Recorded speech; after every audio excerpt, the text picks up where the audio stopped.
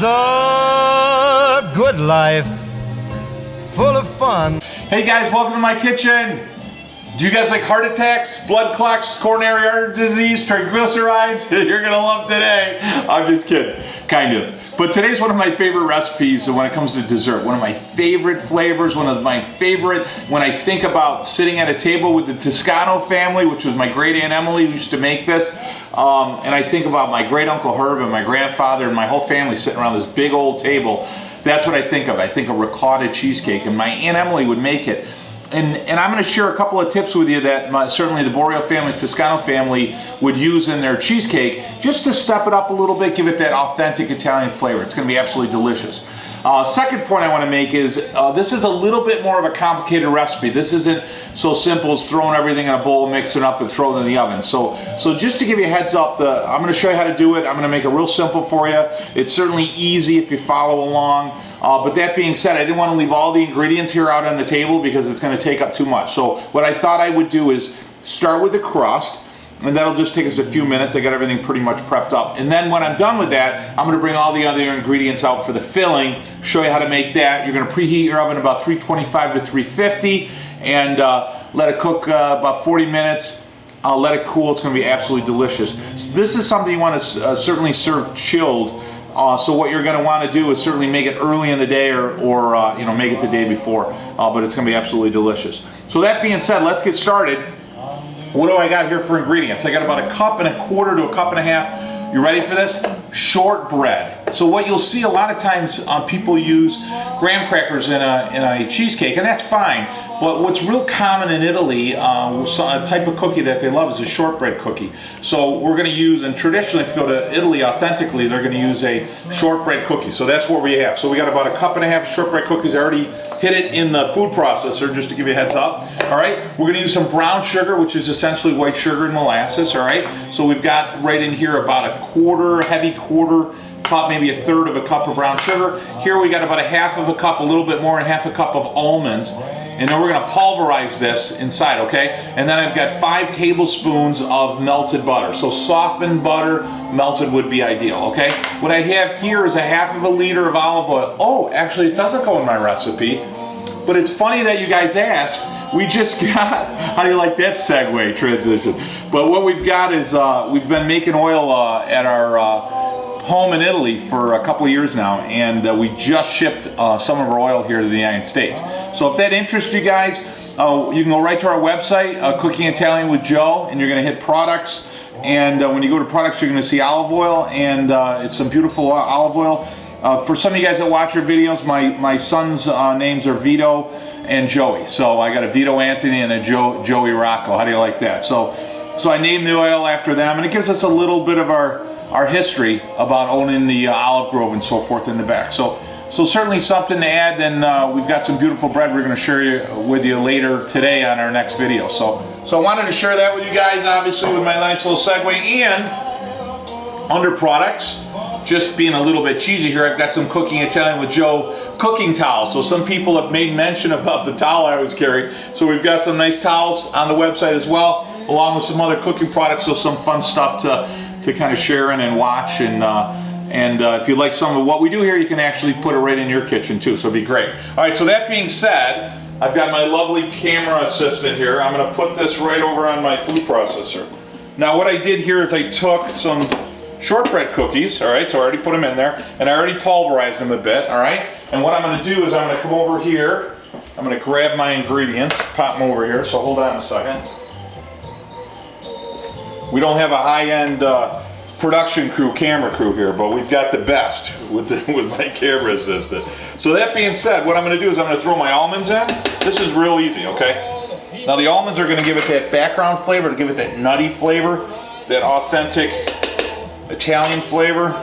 And almonds are really common. You're going to see that in a lot of, hold on one second here, a lot of recipes in Italy. You're going to see they have almonds. So whether it's actually a dish with like raviolis, or in a lot of their desserts, almond paste cookies. I don't know about you guys, but almond paste cookies, love butter. Almond paste cookies are absolutely my favorite. I want to like pulverize those and inject them in me. That's how good those are. So what we're gonna do is we're just gonna hit this on a pulse. So this is perfect. I'm gonna take this over, and this is real easy. We're just gonna basically, we're gonna put this right in the pan, okay? So remember that in the pan. Got one of my favorite tools in the kitchen. Okay, we're not gonna cook this ahead or anything. We're gonna leave it just like that, and this will cook fine. We're just gonna spread it on the bottom. It's perfect. And again, we don't want anything really thick or heavy. One of the best things to do here, if you can, just by error, get a little extra on the spoon. Oh my God. Oh! I could just eat that. That is fantastic. All right, so I'm gonna set this aside and then stick with us just for a second. I'm gonna bring everything over and we'll get started on the filling. Through the magic of camera. All right, so what we did is we stopped here for a minute. Here's our shortbread crust. Oh, so that's fantastic. I'll tell you, the flavor of that is just gonna really step it out. Okay, so we've got our shortbread crust, and then what we have is all these ingredients to make a filling for a cheesecake. Now, this again is a little bit more complicated, but I wanna share with you, if you follow along, it's relatively simple, okay? So certainly take the task. And secondly, I'm gonna show you a couple of things to do here that really separate the flavor, the custardy flavor of a ricotta cheesecake. So a lot of times you'll have a ricotta cheese pie or ricotta cheesecake, and you know, it's not gonna be the density, the same format, consistency as like a New York or cream cheese cheesecake. So it's gonna be a little bit more flaky or a little bit more separate, which is great. We're gonna add just a little bit more cream, a little bit more depth to it. So that's why we're gonna kind of do things here a little differently. So one of the things I want to share with you is we've got 5 eggs. Okay, so 5 eggs. I separated the eggs. So I got the whites of 5 egg yolks and 5 eggs. Okay, so I separated those just to give you a heads up. All right, and what we've got here is about 1/2 cup, just a touch more of heavy cream. All right, we've got 2 heavy tablespoons of flour. We're going to add to that for consistency. We've got 1 cup of sugar. We've got a 1/4 teaspoon of nutmeg. You gotta have nutmeg when you have ricotta. Number 1, it's traditional, always the way to do it. Number 2, again, you're not gonna taste the nutmeg, but it adds a background flavor. It's absolutely phenomenal. We're gonna have 1 teaspoon of almond extract, 2 teaspoons of vanilla. My mouth is watering as I'm speaking to you right now. That's how good this is. And then we've got about 1.5 teaspoons of lemon zest. You're gonna get about 1 teaspoon or 3/4 of a teaspoon of zest off of a lemon, just to give you a heads up. Okay? And then we've got our cream of tartar, if I didn't say that. So a lot of stuff going on here, a lot of moving parts. I'm gonna make it real easy for you. So the first thing we wanna do is we wanna whip up our egg whites. They're gonna take the longest, so we're gonna start with that first, okay? Now when we whip up our egg whites, what's gonna happen is we're gonna whip up the egg whites to add a fluffiness, if you will, to the cake when it's done, okay? And we want them to get white or harden a little faster. That's what we use cream of tartar. And we're gonna use a little bit of sugar in there as well. So I've got my trusty mixer here, okay? And I love the Cuisinart mixer. It's just absolutely fantastic. So I'm gonna put that in there, okay? And I've got cream of tartar. Now remember, everything will pretty much ruin the egg whites from getting those white stiff peaks. So when I say that, what I mean is you want to just start with the egg whites first and your cream of tartar. That's it, okay? So this is on. And then what's nice about this is it starts up slow. And just to show real quick, I won't obviously videotape while this is going here to waste time, or to save us time, but the cream of tartar is essentially like an acid. So if you take an egg white and you throw it on if you throw it on a stove, on a pan, it'll get white, right? It denatures the protein, it makes it white. So acid will do that too. So the rind of a lemon, vinegar, or cream of tartar, the acid in the tartar will actually essentially chemically start to cook the protein, and it gives it a quicker stiffened peak, if you will, okay? So that's what we're gonna do. So we're gonna get the cream of tartar in there, okay, which is perfect, and then I'm gonna start mixing it. All right, guys, you ready? So I just want to show you, nothing real complicated, but that's what's going to happen when that hits, okay? That took 5 minutes, all right? So with that going, I'm just going to sprinkle a little bit of sugar in there, just to incorporate a little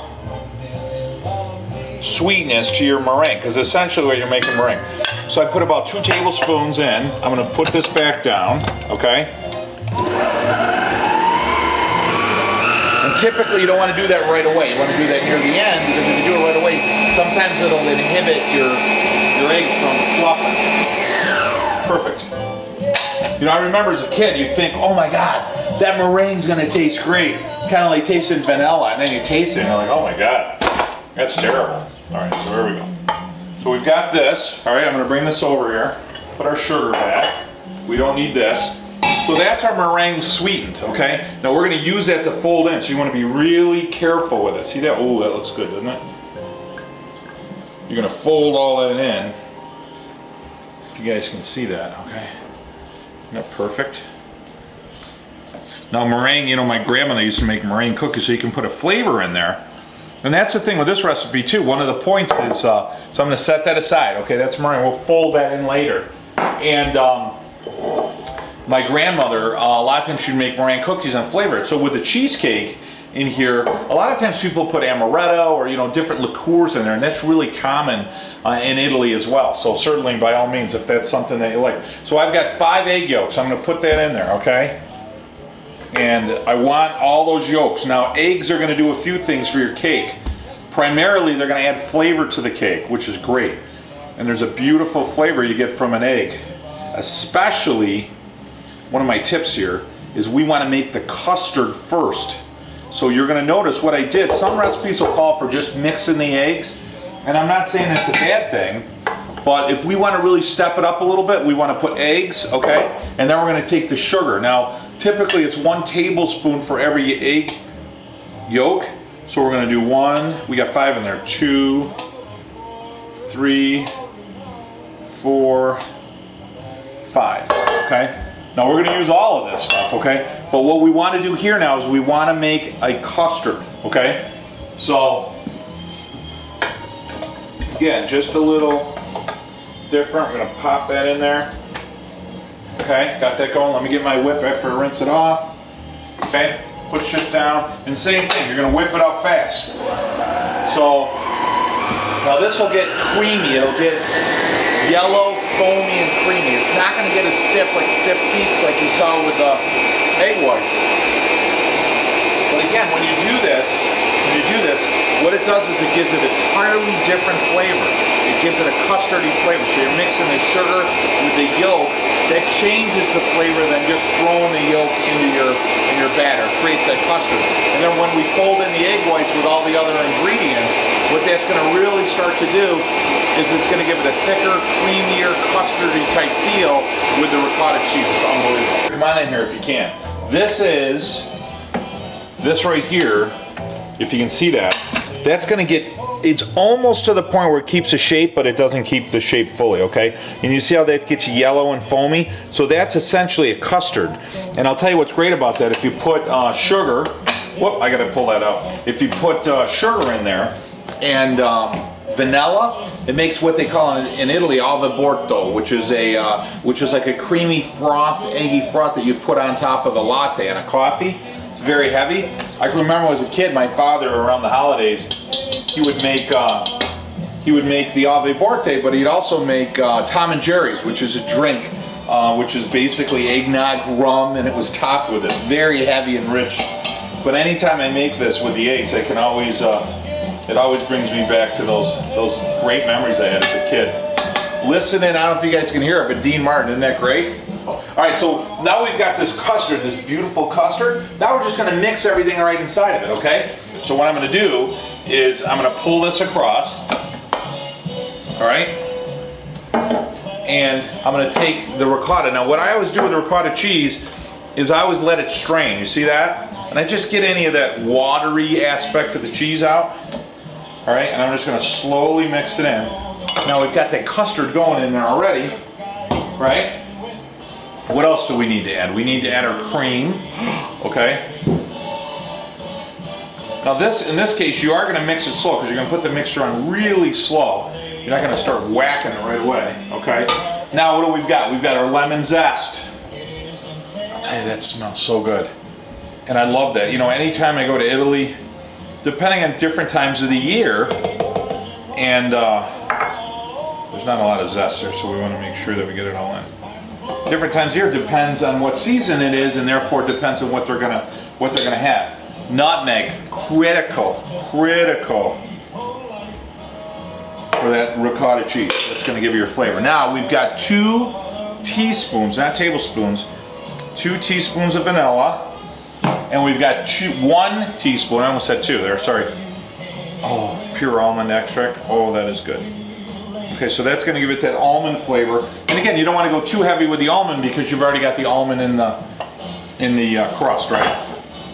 And then we've got our sugar. Now we've got about 1 cup left, or maybe just shy of a cup because we stole a couple bits out when we're making the crust, but the whites. And now what I have here is 2 tablespoons of flour. Why do we add flour? Because the flour is going to act as like a congealing agent. Like you make a roux, if you guys know what I'm talking about, when you're making a gravy, you're going to take flour and stock and butter and you're going to mix it up with the fat, and that creates a thickening. It absorbs the moisture and it creates a thickening. A lot of times when you make different pies, like a blueberry pie or apple pie, you'll add a little bit of flour and that absorbs the moisture and allows it to congeal. So there's a lot of moisture that you're getting in here, so you're going to add the flour. Now in this case, again, spread it out.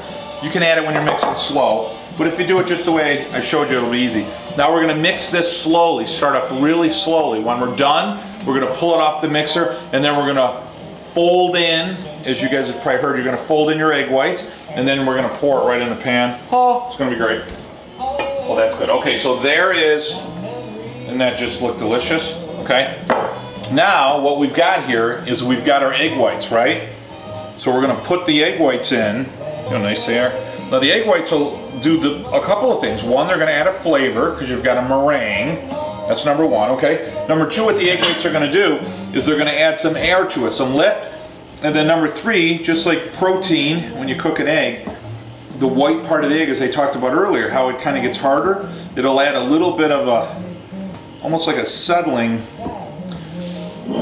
Now what we're going to do when you hear fold is you're going to take it and you're just going to pull from the bottom. You're actually not even pushing the meringue. The tendency is you're going to want to push down and mix it. You don't. Because if you do that, what happens is you lose the air created by the meringue, okay? So essentially you just go around, as weird as that may sound, and you let the meringue incorporate itself within the cheesecake. Now, there's moisture here inside the batter, right? So that'll cook itself out. Another point is you don't want to cook it too hot on a ricotta cheesecake because there's so much moisture in there. You want the moisture to escape as it solidifies, right? You don't want a wet cake. Remember, we put flour in there already. We're almost done here. Hold on 1 second. Okay, now I've already got the oven set. And that is just, I gotta tell you, that's perfect, absolutely perfect. Now what I've got is I got my spring-form pan. I can't say that today, I don't know why. Now I'm saying string. Spring-form pan. I haven't had any limoncello today, I don't know what the problem is. All right, and then I'm gonna pour this. Oh, are you kidding me? I'm gonna pour that right inside. That is absolutely awesome. When you hear the word awesomeness, you can't overuse it here. Okay, so just settle it in. I gotta tell you, I'm gonna do it. I don't care. That is good. Sometimes people get worried about the raw egg. It's worth it if they get sick. Okay, so there we go. All right, so we're all set. Now we're gonna open this up. Now remember, electric ovens especially, you want to go middle rack to the back, because that's going to be the uniform heat, okay? We're going to put it across, set it across, all the way back. Now I've got the oven set for 325. Again, you don't want to cook it too fast because then the outside will cook and the inside will stay raw. And we're going to use the same technique you guys probably are familiar with. You're just going to stick a knife in there, clean knife test. When you pull it out, when the knife looks nice and dry, you're going to see the top start to brown. It'll start to split. Don't get nervous. You're going to set it aside to cool. When you set it aside to cool, what will happen is that middle section, because the heat and the steam are gone, it actually drops in a little bit. That's perfectly fine as well. And you can dress this a lot of the Italian dishes are dressed with different types of berries that are seasonal. So in this case, we've got some blueberries, so you can make like a little bit of a blueberry puree, and then actually throw a couple of blueberries on there. It's a great way to dress it off. You can do a little puddle of blueberries, set it on the side, put some blueberries off to the side, strawberries, raspberries, whatever you want to do. It's absolutely delicious. My mouth is still watering, it's so good. All right, I'll talk to you guys in a few minutes. All right, guys, here we go. 40 minutes, are you ready for ricotta cheesecake? All right, so this thing, I did a clean knife test on it just a few minutes ago to make sure. Okay, so I'm gonna put it right over here on the drying rack, cooling rack. Look at that, oh my God, okay? Now what you're gonna see here is it's got a nice brown. Can you get in there really close and take a look at that? Okay, I gotta tell you, the smell from this is unbelievable.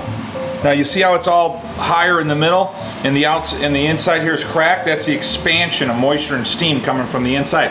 That's all gonna drop like a souffle. It's gonna drop because there's a lot of air in there, and then it's gonna get a lot denser. So that's okay, I don't want you to panic if that happens, because that's what's gonna happen. I'm gonna set that aside. We're gonna want that to cool. My mouth is watering just smelling that, I gotta tell you. We're gonna want that to cool for probably at least an hour minimum, if not a couple hours. And then we're gonna take it right out of the pan. You can plate it, you can leave it on the bottom, however you're gonna do it. And you're gonna want it to cool for a good 4 to 6 hours in the refrigerator before you serve it. And that's gonna give it a nice density, a nice consistency, and make sure it's a nice cool temperature throughout. And I'll tell you what, you drizzle that with some blueberries, some strawberries, some raspberry, with some fresh berries on the side. Oh my God, it's gonna be unbelievable. We'll talk in a few minutes.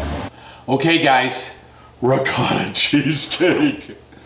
I would fight you for this. I would fight you for this. All right, so we've got it in the spring form. I still can't say it. Spring form pan. I got it. Again, no limoncello. That's amazing.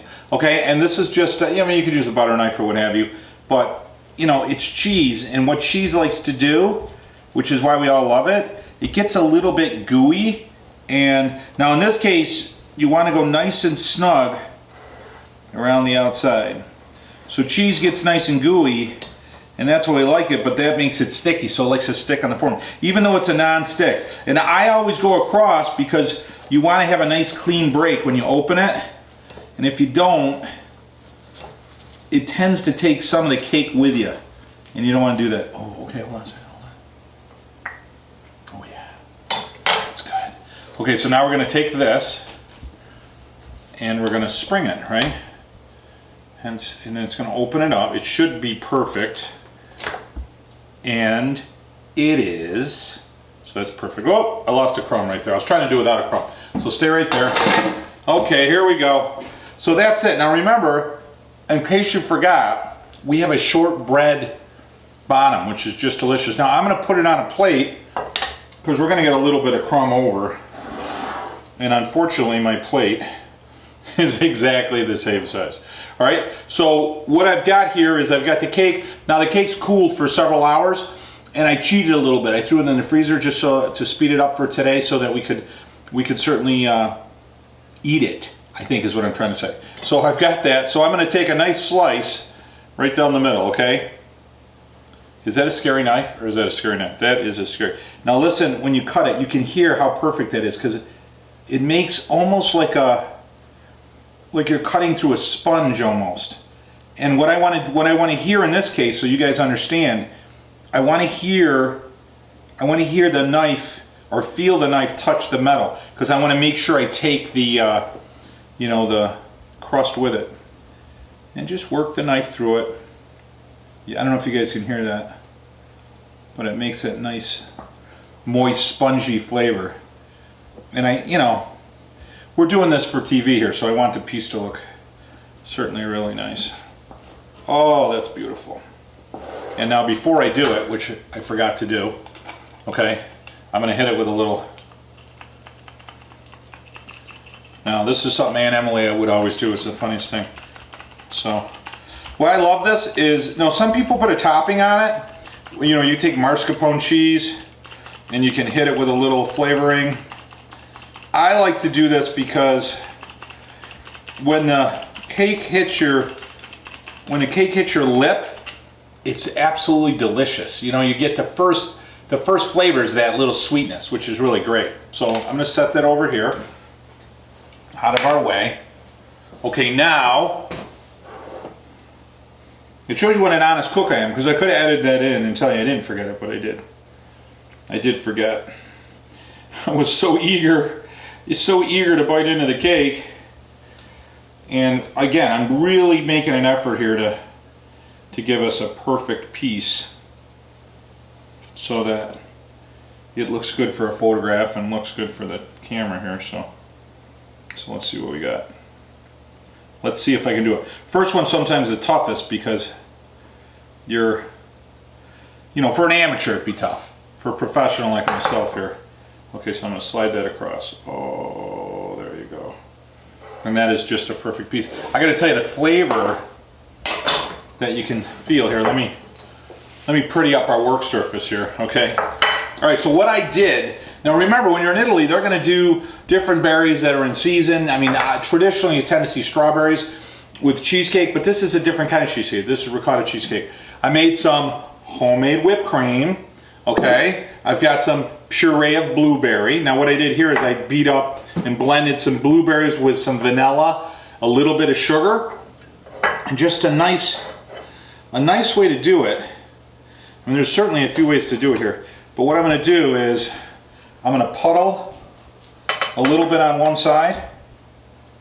All right, and what's nice about that is then you can take a piece, and try to get that perfect bite. You guys know what I mean by that? You take the piece and then you try to scoop it in there. And then I'm going to take a couple of blueberries here and bring them off to the side. And then I'm going to take a little whipped cream, right, and put that off to the side.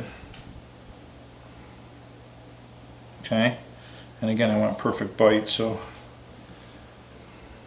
I don't want to get on one side and not have enough whipped cream for the other side. You follow what I'm saying? All right, so there's my perfect bite. I've got some blueberries, I've got puree, I've got some whipped cream, and I got to tell you, this smells unbelievable. So I'm going to lean forward here, and now the strategy here is to get the perfect bite. So what I'm going to do is come across the side, okay? I'm going to turn the plate diagonally. I'm going to scoop a little bit of the puree and a little bit of the whipped cream. Oh my God, look at that. You can smell the cut of the lemon a little bit, and the shortbread and the vanilla. And it's got the hint of almond. I love that. It doesn't have like an overpowering of almond.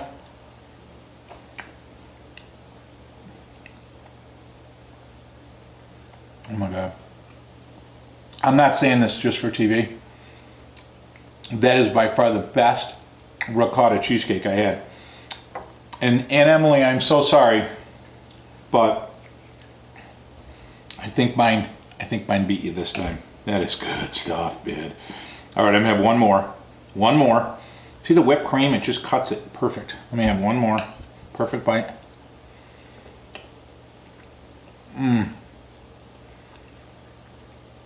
Like I said, you're trying to get the ricotta in that cream, custard. It nails it perfect. It's airy with the egg whites, and the custard that we made, the shortbread with the almond flavor. Again, it's not overpowering, it's just enough. Oh my God, it's absolutely perfect. Guys, like I said, this is a little bit more of a complex recipe. If you follow along, it's really easy. If you just follow the steps I laid out against you, or for you. But I will tell you that this is absolutely a perfect recipe, and it's a perfect cake to really make a heritage, to make a family tradition out of. Really fantastic. So, guys, thanks for joining me today. Hope you enjoyed a little bit of my heritage that I'm sharing with you from the Toscano side of the family. That's on my mom's side. And don't forget, your family is the soul of your life. Enjoy some time with your family. Buon appetito. Have a great week. I'll talk to you guys next week. You